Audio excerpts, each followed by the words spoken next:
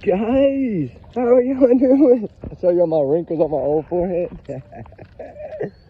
Oh gosh, guys, how are y'all doing? I hope y'all having a blessed day. I just got done with one Zoom and I got like 25 minutes. I got to do another one, which I wasn't ready for, but it's okay. You know, sometimes you want your days off to be days off, but sometimes they're not. Y'all know how that goes. Everybody knows how that goes. I'm not used to days off. I've never really had days off in 20-something years, and you know, so I'm used to it. I usually work my days off a lot of time. Now that I do this, you know, this YouTube channel, I don't, but I used to. And main reason why I wanted to come on is we talked about a few things this morning, and you know, on the Sebastian Rogers case, and I was going back over stuff while I was listening to the Zoom. You know, it's the same old thing every week. You know, I mean, it is important. It is safety. But, you know, when you've memorized everything, you know what's going to be said pretty much. You know, and it's just part of the way that they do it, right? It is. And I clearly wanted to take a few minutes. It's not going to take long. To go over what I wanted to go over. You know, as we sit here and we still dig and search for the truth that seems to be so far away, or is it, in the Sebastian Rogers case? You know, for all of you that are new, which I think most people know Sebastian Rogers in the story about the Hendersonville teen with autism that vanished after leaving the Texas Roadhouse on February 25th, 2024. And we talked about a few things that have changed. One being the date. Remember, we all presumed in the beginning it was the 25th is when he was last seen, because there's no known sighting of him after that, after he left the Roadhouse, from what we understand and think, right? From what we understand and think. But go back to the FBI flyer, go back to the flyers, go back to anything. You notice they changed the date. And one of my concerns was they never changed the clothing, which, you know, okay, fine. I accept that they didn't change the clothing. I accept that, all of that. And then, you know, another thing that I accept is all the lies from Katie and Chris. You know, I think law enforcement kind of ditched trust in them really early on. And I think they shouldn't have trusted them in the beginning. I think they realized that as time went on. But it was kind of too late at that point. But I will say, if we really look at, the only thing that changed on the flyers itself was the date. No times, no clothing, no what I'm fixing to talk about, because to me, it's starting to make me think twice about what we're reading, because they tell us last seen in the Stafford Court area. Remember? And we were all thinking when they said the 26th, well, God, they must have caught him on video. That's the only way they're going to say he wasn't at home. Last seen at home, last seen in his bedroom. How come they're not saying last seen in his home? How come they're not telling us that? Right? Are we just that crazy that we're overlooking that? Think about it. That they're not telling us his last seen at home. They're telling us there's no proof that he left that home, right? So, why is the flyer stating last seen in the Stafford Court area? That's what's really starting to bug me now. Not bug me, but you know, they're willing to change the date, which rarely that ever happens in an Amber Alert or a missing child case, right? Unless, if it's changed, it's usually changed early, you know, when they gather a few intelligence, right? Not a year later. But lo and behold, the date was changed a year later, but nothing else. Not the article of clothing he was seen wearing, and not where he was last seen. I mean, they're telling us where he was last seen was in the Stafford Court area. That does not say that he was at home. Guys, it's not telling us that. It's not. So, what does this mean, right? Does it mean just, hey, they only changed the date and they're just saying staff report area? Go back and look at other missing children's cases. Last seen at home, last seen with the mother, last seen with the father, last seen with this person, that person, last seen in this vehicle, last seen at this restaurant, last seen eating here or having breakfast here. But you don't see many that say last seen in the area unless that's clearly where they were last seen. So we know law enforcement's not going to tell us everything, and they don't have to. But if we start really thinking about what they meant by this and what they mean by this, because that's still their words. Their words are, he's last seen in that area. So that's not saying they saw him at home or he was in bed at 12 or anything of this nature. That's saying that he was last seen on the 25th in the area of Stafford Court. Does that mean something different? Did him and Katie go for a walk when they got home before they went inside? And he's seen on camera walking with his mom. Is there something else that we don't know? But it does make you wonder. And you know, when we go back to the Tinkerbell video, which I've said always has, that's the only thing they got, I feel. I'm sad to say. I know Seth Rogers said in his one of his newer things that he has said that there's a treasure chest of evidence or whatever it may be. You know, mountain, treasure chest, however you want to look at it, right? That they do have evidence. But they have so much evidence that I'm wondering why do we know so little? You know, it's things that come out. Sometimes things come out that completely change an investigation, right?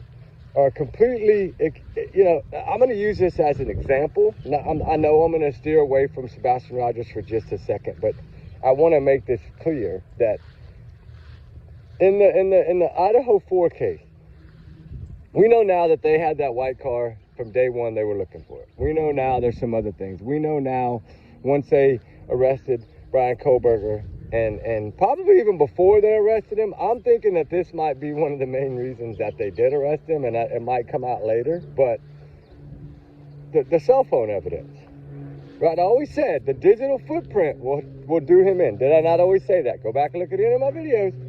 The digital footprint will do him in. Cell phones get you in trouble a lot of times if you're a criminal. And what are we learning in the last 36 hours?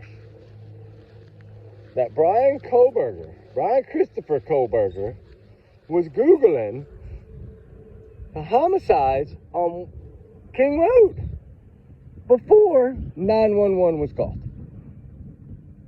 I always knew there was going to be some reason why Kaylee's dad would always have such confidence in saying the house didn't matter. Remember I told y'all they must have something huge because the house don't matter. Now we all clearly why the house don't matter, right?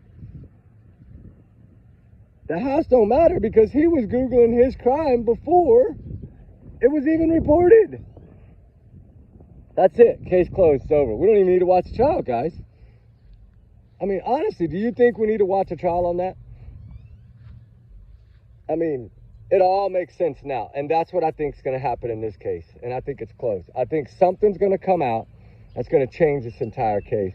And I believe it's going to have to do with one or two things. CPS or the Tinkerbell video. And why do I say the Tinkerbell video? I've always talked about it and how I think that it has a lot of meaning.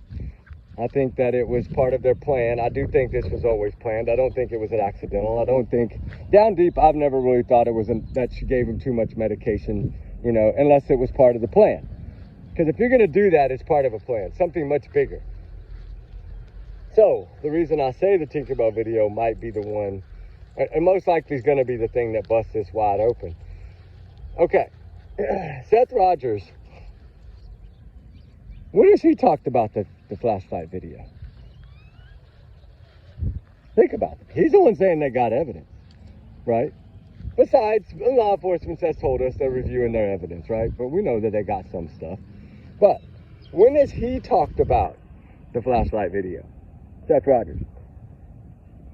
When has he ever said anything other than in the very beginning, which before his reassurance and confidence meeting with TBI and law enforcement, he did say one time that it was a trash truck, but I don't know. Did he know? Was he told to say that? Was Seth the only one down deep they were really giving any truthful things to? Because he's the only one that has a video camera evidence of his alibi. So clearly, I think they've trusted him from day one. I think the reason they haven't come out and cleared him and not them is because they didn't want to start a whole bigger war or a battle. I think Seth Rogers has done very well on keeping information to himself. You got to remember, guys, he knows everything about what Christopher and Katie were accused of doing to his child. He knows all of that. He's never told us any of that. Okay? He's never talked about the flashlight video. Right? Has he ever come out and said anything about it? No. I think because they told him up front, this is what it is, this is what you say. You gotta remember, he was also only shown the little clip of Sebastian leaving the roadhouse. Okay? I think at that particular time, the only reason they showed that little clip is because they were still analyzing the roadhouse footage. Once they cleared that footage, anybody could post it after that. Just like the new video that Chris and Katie are trying to use, saying that the man walking his dog, right? They're trying to say that that's something, right? Law enforcement already knows who that is. I mean, the guy's porch light comes on, for crying out loud. Don't think they didn't go to that door and knock on it right away. As soon as they saw that clip, they did. What are you doing? Oh, I thought you were digging. Never mind. I was going to say, she never digs unless it's something she found. And I was like, what are you digging for? Anyway, think about that, guys. Think about that. He hadn't talked about it. He had never come out, and he's not doing what they're doing and say it has no meaning, it has no value.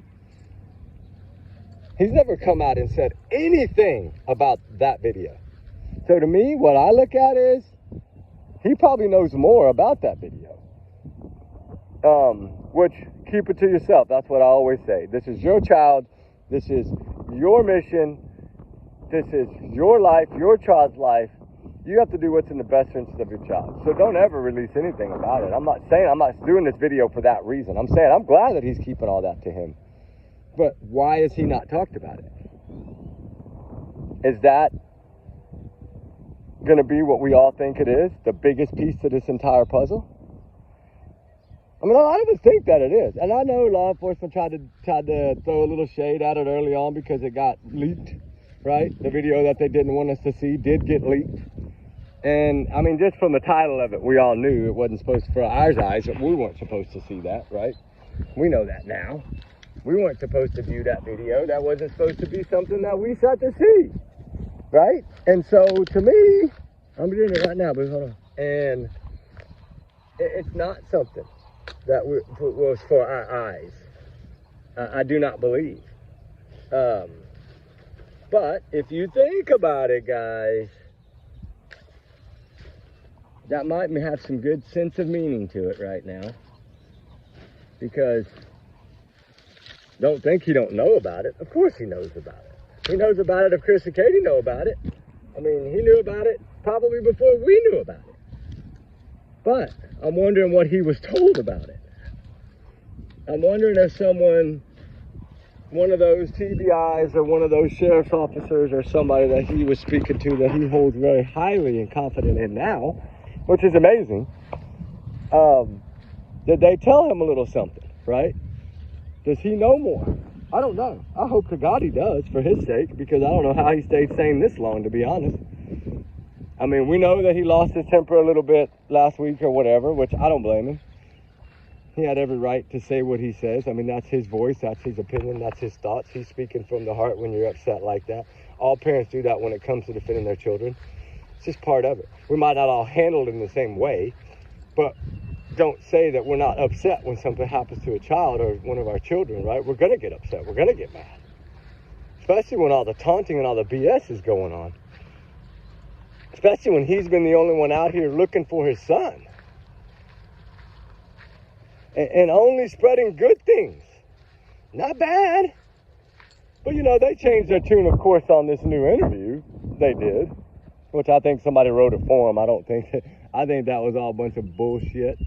That oh, he's smart, he's funny, he's sweet. You didn't say that in the beginning. He don't know how to he gets in too much of your space, all up in your personal space. Yeah, he likes to go to the bathroom on himself. He has to wear diapers. He's 2 years behind his body. Think about that. That's some hurtful things to say. And Seth has sat here and taken all of it in. And finally he had enough. And that's okay. There's nothing wrong with having enough. We all have enough days in life, one day or another, right? So I've never judged for that.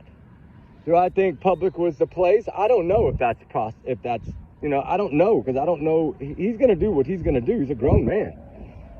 He walks in his own boots, right? I don't walk in his boots. You don't walk in his boots. We don't walk in law enforcement's boots. Right now, we wish we were a fly on the wall in that investigation room. Of course we wish we were a fly on that wall. Right? I think if we knew everything that they had, this case might actually, there's a possibility to me that the greater chance of solving this would be to put it out in the public. If you don't have enough to make the arrest, then put it out in the public. But then again, I look at it the other way, like the locals told me. They're close. So when one person that has really good ties to the inside here tells me they're close, I got to take that. And whether I take it 100% or 80% or 50%, doesn't matter. I still listen. Because I felt the same way, and a lot of us feel the same way, like something fixing to go down in this thing, right? We've all felt that. I'm just waiting for the next holiday, because I think the next holiday might be, right? What is the next holiday? Y'all know what the next holiday is. It's coming up. What is it? Labor Day, right? I think. Labor Day? Man, that'd be a good day for handcuffs to fly, wouldn't it? Labor Day. Anyway, and y'all get my point, right? Anyway, you know, we've all been trying our dangest to figure out the truth. We have dug up everything. We have searched boots on the ground. We have traveled miles and miles and miles and miles and miles. I went back and added up my miles off my fitness app to see how many miles we have walked. And just the trips that we've done, right, that I've done, me and Ruby have done, or with the team, whatever it may be, because we've done, 7 different trips there, or 8, I think now. But, you know, we've done a total of over 100 miles on foot, guys. That's a lot of miles to cover. And I know a square mile is still, that's not like I'm walking 100 miles down a straight road. No. You're checking riverbanks, you're going up, you're going down, you're going up, you're going down, you're checking water, you're checking here, you're checking there. That's not counting the droning. That's just what we walked. I think it was 104.7 miles that we've covered on the ground there between Mississippi border all the way to Hendersonville, and then beyond Hendersonville another 46 miles. The opposite direction of Memphis. I will say, a lot of people have covered a lot of ground, a lot, and nothing. So that's why we really got to sit back and go, okay, what does this mean here? They changed the date on us, but they don't change that he's seen in that area, right? So they're telling me one thing. If I'm going to believe FBI, which we should, they changed the date to the 25th last seen, but then they don't change where he was last seen. So that must have some similar or some kind of meaning to it, right? We should think that in a way, because we trust what they say. And then the outfits didn't change. And I understand a white stripe on a black pair of pants, a sweatpants looking style pants, not going to change. They're black, a little white stripe. That's not going to change the color of the majority of the pant. The black long sleeve shirt versus a black hoodie, that's a little bit different, but still all in all, it's both land sleeve and it's both black, right? And then of course the glasses. They're glasses. But his phone, remember, was on the bar.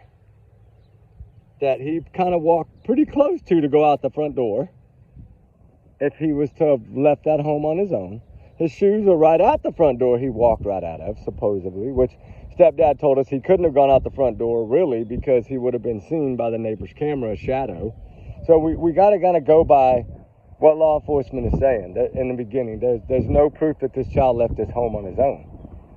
Well, if we're to see that, okay, then why, if you're telling us there's no proof that this child left his home on his own, then why are you saying he was last seen in the Stafford Court area? Unless y'all have some kind of footage that shows him either, one, getting in another car that night before midnight, or the front of that house, on that driveway, out that backyard, wherever it may have been. That to me would be saying, okay, he's seen in the area. But you can't tell us that you don't believe he walked out of the home on his own, and then tell us on the same note on the flyer that he was seen in the area. Unless that means, evidently, they have eyes on him in that Stafford Court area. Now that could mean when they first came in, maybe, or that little store that they had to pass coming home, maybe that's kind of considered the Stafford Court area. Was he seen in a vehicle there on a camera, on somebody's dash cam, or, you know, so many cars have cameras nowadays. Was he seen that way, like in that car driving home? Was he seen on another camera footage besides the roadhouse, is where I'm getting at, before he got home? Now that could be possible. And that could be why they say it. But that would have been that he was with Katie in her car, or he had been put in someone else's car, like Christopher Proudfoot, or Kathy Bowersox, or Terry Bowersox, or Melissa Bowersox. It could have been put in any of those vehicles. But lo and behold, we look at lie detector tests. We only have proof of one being taken. And that's because Seth took his for Nancy Grace. So we know we have that one. We don't have the other one. So to me, I'm going to say they didn't take them.